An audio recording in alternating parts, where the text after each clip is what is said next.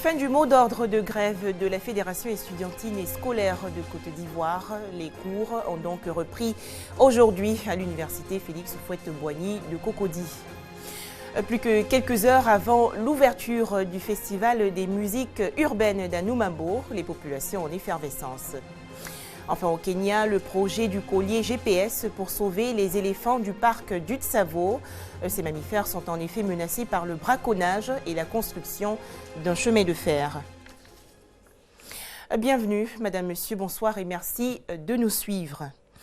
Le calme est donc revenu aujourd'hui au campus et à l'université Félix Houphouët-Boigny de Cocody. La raison, la Fédération estudiantine et scolaire de Côte d'Ivoire a suspendu sa grève déclenchée le 11 avril dernier. Il s'agit pour la FESI de dialoguer avec les autorités ivoiriennes et trouver une solution à ces revendications, notamment l'amélioration des conditions d'études. Comment résorber le chômage des jeunes dans l'Union économique et monétaire ouest-africaine? Des réflexions sur cette question ont été menées du 8 au 17 avril dernier à Bouaké, dans la région du Béquet, lors du Forum des villes secondaires. Cette rencontre a réuni les responsables des collectivités décentralisées et autres experts des 8 pays membres de l'UEMOA. C'est un reportage de Soro Corona, commenté par Charles Tatou de RTI Bouaké. Quelle stratégie de l'emploi mettre en place dans les villes secondaires afin de désengorger les capitales et participer de manière efficiente aux politiques nationales de développement durable dans les pays de l'UEMOA? Qui devraient être les acteurs de ces politiques et stratégies de l'emploi? Toutes ces questions ont fait l'objet d'échanges et de propositions à l'occasion du forum des villes secondaires de l'UEMOA tenu à Bouaké. Une des activités principales de la 2e édition de la foire Forum Carnaval. Ce problème doit être résolu au niveau de nos jeunes et de nos femmes. Et on ne pouvait pas faire cette 2e édition sans se pencher sur cette question de l'employabilité au niveau de nos villes secondaires dans le cadre de l'UEMOA. Tout est concentré dans les capitales et qu'au niveau des villes secondaires, on ne retrouve pas véritablement ce produit qui parvient, qui permet la création de l'emploi. Pour le ministère de l'intégration africaine et des Ivoiriens de l'extérieur, cette vision des villes secondaires cadre avec la volonté des pays. L'UEMOA soutient cette volonté accrue des villes secondaires qui veulent mutualiser leurs efforts pour venir à bout du chômage des jeunes. L'UEMOA non seulement adhère, mais a déjà mené des études sur la politique de l'emploi et le suivi du chômage dans notre espace. Avant 2002, la ville de Bouaké occupait la 2e place dans l'UEMOA, avant des villes comme Dakar, Ouagadougou, Lomé et autres capitales en termes d'échanges commerciaux et de transactions financières. Autre actualité, Iriefla dans la Maraoué et Boungué dans la région du Bélier, 2 villages désormais liés par un jumelage. Outre ce rapprochement administratif, ces 2 localités visent également la production de masse des vivriers. Une ambition de taille saluée par la présidente de la Fédération nationale des coopératives du vivrier de Côte d'Ivoire, Irie Loucolette. Les précisions de Charles Tatou de RTI Bouaké. Boungué, dans la sous-préfecture de Molo-Noublé. Ce village compose désormais avec Iriefla, localité située dans le département de Saint-Fra. Iriefla, il faut le savoir, est le village natal de la présidente de la FENACOVICI, Irie Loucolette.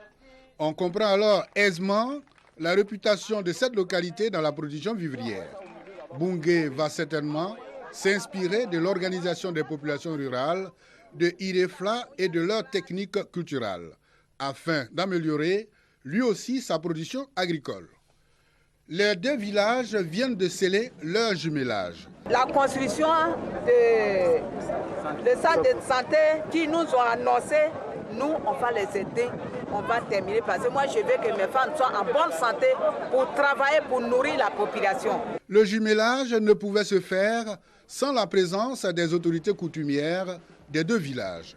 Peu avant le jumelage, Boungué s'est donc mis en règle vis-à-vis de la tradition avec l'intronisation de son nouveau chef de village. Je sais que c'est une femme qui a opté pour le développement de la Côte d'Ivoire. Elle a donné 3 tonnes de ciment pour qu'on puisse démarrer la construction de ce centre de santé. Elle a donné aussi du matériel agricole, des intrants à la coopérative des femmes. Ces femmes-là vont pouvoir se prendre en charge. Le nouveau chef entend initier au profit de sa population des visites périodiques pour renforcer ce jumelage. Au chapitre religion, le 4e colloque international de l'Institut catholique missionnaire d'Abidjan. Les leaders religieux du continent et la société civile ont planché sur le thème « Pluralisme religieux et laïcité en Afrique ». Pluralisme religieux et laïcité en Afrique. Thème développé lors du 4e colloque international de l'Institut catholique missionnaire d'Abidjan. Objectif recherché, inculquer les valeurs religieuses dans un État laïque afin d'éviter le radicalisme et l'extrémisme dans la société. Prêtres, leaders religieux, musulmans et société civile ont réfléchi durant 3 jours sur les rapports politiques-religion. L'Afrique a dans son sein, dans sa culture, des ressources potentielles pour nous aider à promouvoir le vivre ensemble entre religion et État. 17 conférences ont meublé ce 4e colloque international de l'ICMA. Plusieurs thématiques ont fait l'objet d'échanges entre les participants. Prêtons les discours, les débats, les interventions. Qu'est-ce que nous allons faire pour le rapport entre politique et religion? Mais au fond, il faut revenir à l'être humain. Parce que ce sont ces mêmes êtres humains qui sont dans la politique, dans la religion. Ces deux valeurs doivent collaborer ensemble. Le politique doit s'inspirer des valeurs de la religion qui sont là pour le bien-être de tous, puisque la vie politique est là aussi pour le bien-être de la population. Une messe a été dite pour marquer le clou de ce colloque. Dans l'homélie du père Patrick Sawadogo, l'accent a été mis sur les valeurs telles la cohésion sociale, le pardon et l'amour pour une paix durable dans la société. Des précisions de Félix Amani et Grace Kando. Religion toujours, la 17e assemblée annuelle du camp Flambeau Lumière. C'est un mouvement de jeunesse des églises évangéliques de Côte d'Ivoire. Une rencontre autour du thème Flambeau Lumière, quel impact sur l'environnement. On en parle avec Hassan Khan et Chris Larsend de RTI Boaké. Éducation spirituelle, morale, physique et sociale de la jeunesse des églises évangéliques, mission du mouvement des Flambeaux Lumière, introduite en Côte d'Ivoire depuis 1962. La 17e rencontre annuelle de ce mouvement se tient cette année 2016 à Boaké. Elle mobilise 887 participants, tous des églises évangéliques des différentes régions de la Côte d'Ivoire. Le thème retenu, quel flambeau lumière pour impacter son environnement. Un rassemblement donc pour apprendre les règles de la vie. Nous voulons travailler à la cohésion sociale, mais aussi à la connaissance du pays. De sorte que tous les membres du mouvement qui sont dans les différents coins puissent découvrir que dans telle ville, il y a aussi des mouvements, le mouvement existe, et aussi apprendre de ces villes-là les connaissances que nous n'avions pas à distance. Quand nous arrivons dans une ville, nous essayons de savoir que signifie le nom de la ville, quelles sont les pratiques et quelles sont les coutumes desquelles les connaissances sont puisées. Ça permet aux jeunes d'enrichir déjà leur savoir. Nous avons senti à travers cette action la volonté de cette jeunesse-là des Flambeaux Lumière de vouloir se prendre en charge et d'être responsable désormais dans les actes qu'ils vont poser. Une opération don de sang a marqué le camp national des Flambeaux Lumière et a permis de collecter 164 poches de sang pour les besoins de l'antenne du Centre national de transfusion sanguine de Boaké. Allez, un tout autre sujet à présent. Deux villes, Abidjan, dans la région des Lagunes, et Korogo, dans le Poro, pour accueillir le festival des musiques urbaines d'Anoumabo. La 9e édition du FEMUA démarre donc demain, mardi 19 avril, autour du thème jeunesse et développement. Les populations pourront donc apprécier une panoplie d'artistes. Un reportage de Franck Quadio et Issa Yeo.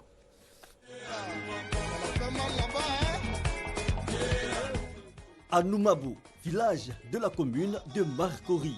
C'est ici que le festival des musiques urbaines a vu le jour il y a maintenant 9 ans. Pour l'année 2016, top départ ce mardi 19 avril dans le village d'Anoumabo. L'événement est très attendu. Nous sommes en attente du FEMUA. Les gens sont gais. Florence Assier ne vit pas à Anoumabo. Le FEMUA, elle en a entendu parler. Ce dimanche, elle est venue rendre visite à des amis. Cette année, elle a pris la résolution de vivre l'ambiance du FEMUA. On va s'amuser. J'attends de voir comment ça se passe parce que je n'ai jamais assisté. Le FEMUA permet le rapprochement des peuples et la réconciliation. Cet aspect intéresse Dao Obrou qui habite le village depuis 5 ans. Le FEMUA, c'est pour la cohésion des fils et filles de la Côte d'Ivoire. Nous voulons ça parce que nous avons besoin de la réconciliation dans ce pays. En prélude à ce rendez-vous musical, les tenanciers de maquis, de boutiques et autres vendeurs de poulets et de nourriture s'activent. Tout est mis en place pour faire de bonnes affaires. Grâce au FEMUA, on fait des recettes pas possibles. Quand la date approche, en tout cas, on est tous satisfaits, on est tous pressés. Les médias seront aussi de la fête. Informer les internautes, c'est aussi un business. Dès l'entame du festival, l'installation du podium jusqu'à la finition, c'est-à-dire les scènes, les différentes scènes, nous essayons plus ou moins nous avons une équipe de reportage qui vont en reportage et sur le champ, nous faisons le relais. Pendant ce temps, l'espace est en chantier pour permettre aux populations de vivre la cérémonie d'ouverture et les spectacles. Le mercredi 20, il y aura du son, de la lumière, des écrans. Le 21, on va faire les balances. Le 22, on attaque les shows. Après Abobo et Yopougon, la ville de Korogo va abriter le FEMUA dans sa version délocalisée. Une délocalisation que le chef d'Anoumabo voit d'un bon œil. Nous avions peur que le FEMUA parte d'Anoumabo, mais nous avons été rassurés que le FEMUA veut permettre à toute la Côte d'Ivoire de bénéficier des magiciens. La 9e édition du FEMUA démarre ce mardi à Anoumabo en présence du parrain Henri Konambédié, président du PDCI RDA. Les Nations Unies dénoncent des exactions au Burundi. Au moins 345 cas de torture et autres mauvais traitements ont été enregistrés depuis janvier dernier dans ce pays. L'ONU déplore également le recours généralisé à ces pratiques par les forces de sécurité gouvernementales agissant en totale impunité. Au Kenya, l'heure est à la protection de la faune sauvage, notamment des éléphants. Les experts environnementaux craignent en effet que la construction d'un nouveau chemin de fer n'affecte les pachydermes du parc Tsavo dans la région sud-est. Une dizaine de mammifères ont donc été équipés de colliers GPS pour suivre leurs mouvements. Équiper 10 éléphants de colliers GPS, c'est la mission du jour. Les vétérinaires préparent les anesthésiants, l'équipe aérienne est prête à décoller. Une quinzaine de personnes des autorités de la faune kenyane et de l'association Save the Elephants travaillent ensemble. Pour endormir l'animal, le vétérinaire l'isole de la horde depuis l'hélicoptère et réalise le tir. Après une dizaine de minutes, l'animal est endormi. L'équipe au sol peut effectuer son travail. Ils ont 20 minutes pour tout faire. Nous prenons des échantillons de sang pour surveiller par exemple des maladies. Aussi, nous prenons des échantillons de tissus pour l'analyse génétique. Nous prenons aussi des choses comme des échantillons de sel pour les parasites gastro-intestinaux. Nous faisons donc un certain nombre de choses. Nous faisons des mesures morphométriques. Nous mesurons les parties du corps pour voir la croissance des éléphants et pour aussi pouvoir comparer avec d'autres zones qui ont un habitat similaire. Quand les éléphants sont endormis, c'est l'occasion pour les vétérinaires de prélever un certain nombre de données. Aujourd'hui, il s'agit surtout de mieux comprendre les déplacements des éléphants. Plus de 12 000 pachydermes vivent dans le parc de Tsavo. Ils sont menacés au quotidien par le braconnage, mais aussi depuis peu par la construction de nouvelles infrastructures ferroviaires. L'objectif principal de cet exercice est d'essayer de comprendre comment les infrastructures et plus encore comment le train à grande vitesse affectent les déplacements des éléphants. Et nous utilisons les éléphants parce que c'est une espèce clé. Ensuite, cela va donner une indication sur la façon dont la distribution de la faune est affectée en général. La ligne de chemin de fer reliera Nairobi à Mombasa. Plus de 600 km de rails, dont 133 traverseront le parc du Tsavo et le couperont en deux.